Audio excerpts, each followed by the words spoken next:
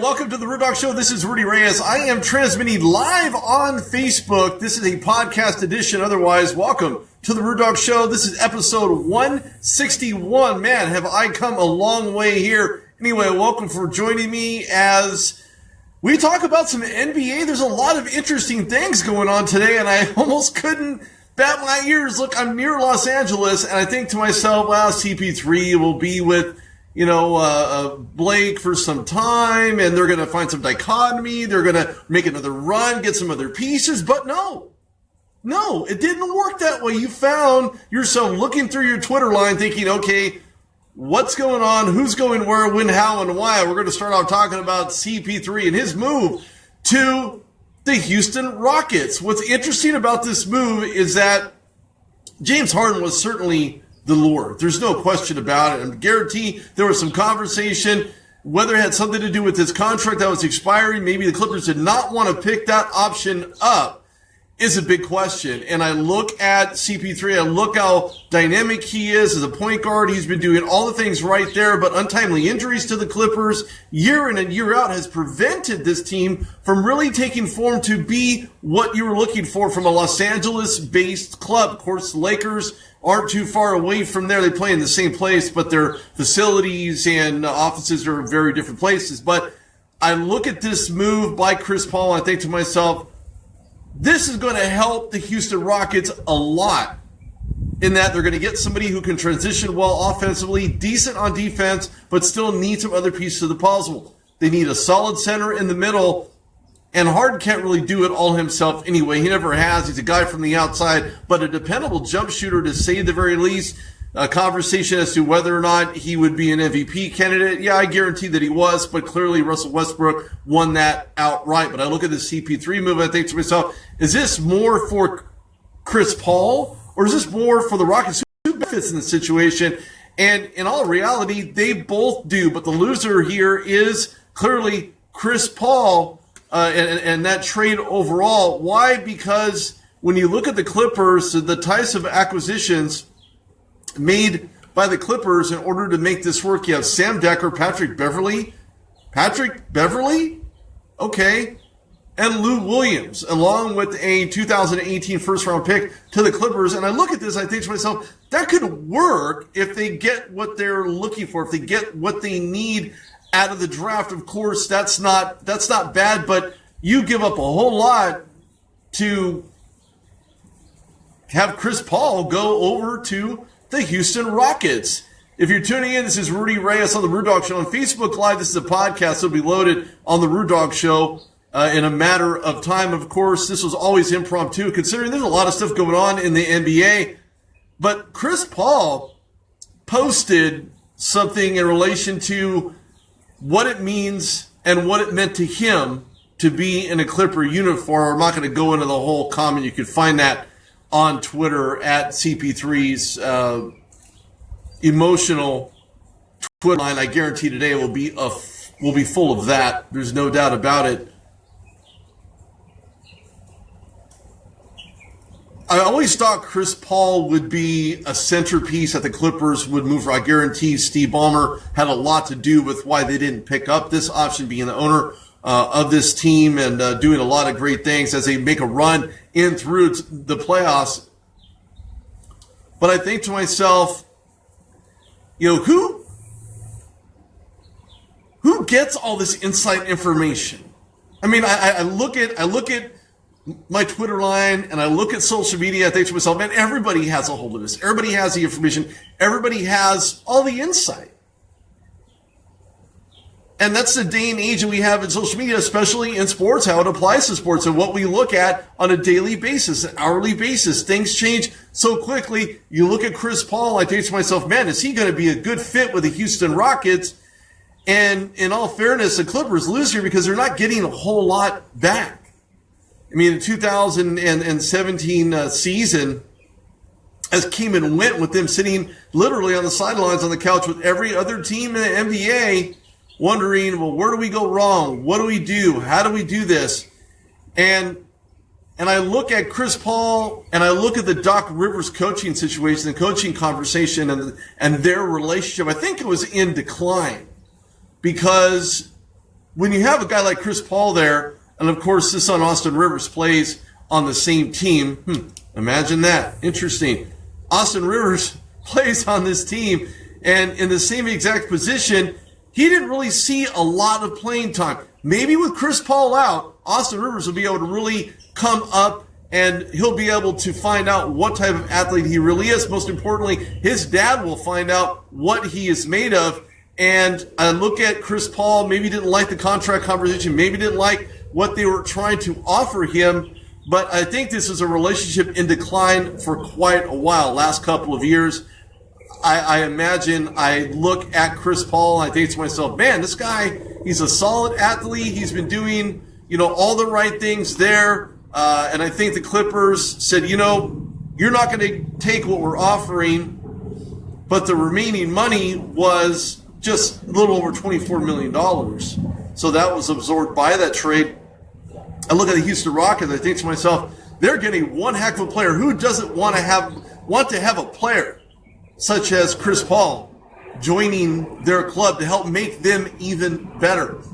I was talking about with a variety of people, Ray Woodson, we're talking about how guys like Chris Paul really take things to the next level. It's a situation where these superstars help other players play even better. Now the Rockets are looking in contention and looking up at the Minnesota Timberwolves. Don't forget that the Jimmy Butler deal from Chicago sent him packing to go meet with his past coach, obviously, in Minnesota.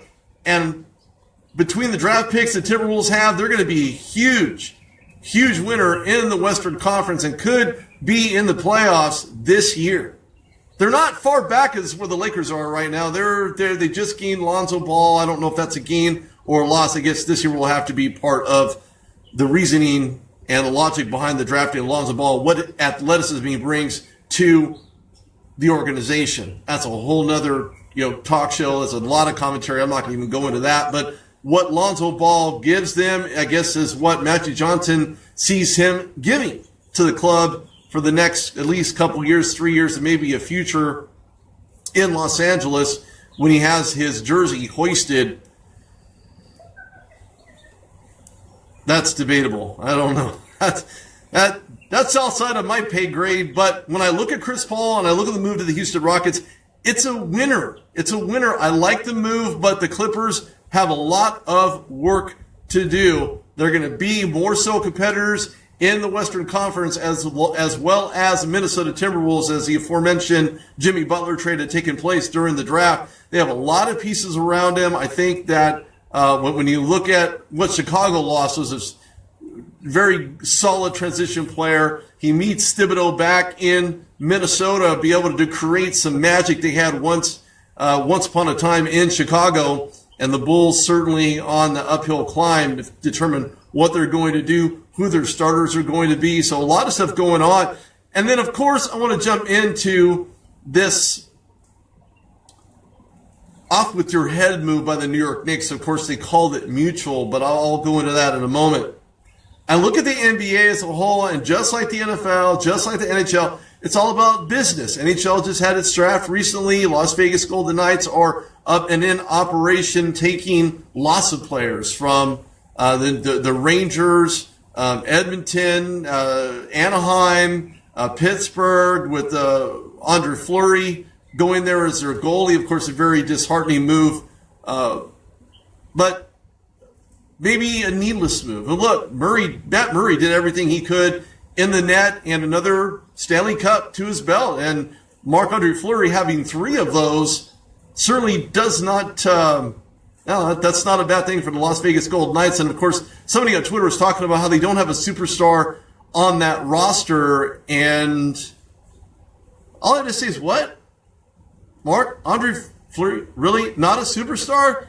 Yeah, there's something wrong, man. You better check what you post before you post it.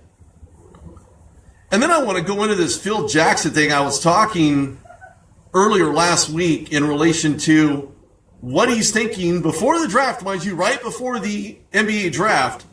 And I had a couple people on the show. I was talking about it. It was hot in the trot. It was hot news about him not only falling asleep during the tryout, but trying to trade Porzingas. And I thought to myself, man, this has got to be the worst move you could make as a general manager, or even a vice president for that matter. You think to yourself, what does Phil Jackson believe that he's doing? Look, I had said it before, and I'm going to say it, but in a different text this time around. Phil Jackson was a fantastic head coach for the Bulls, for the Lakers, but a general manager, vice president of operations, something was wrong. As a matter of fact, when I look at the numbers, Phil Jackson, at last glance, Phil Jackson basically made $50,000 a day. That's a lot of money.